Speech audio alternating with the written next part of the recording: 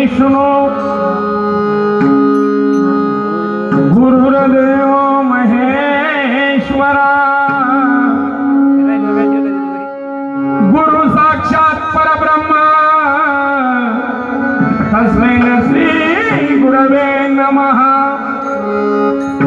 ओम नमो जी भगवंता छानी वर्णिली गा कविकथा रूपाची स्वरूपा आणि जगा फार उपकारी की।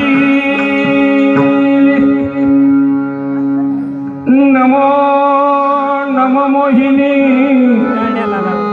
अर्जुनाची तू कामिनी आणि तुने पुढे करी कवनी करी कृपा अपराध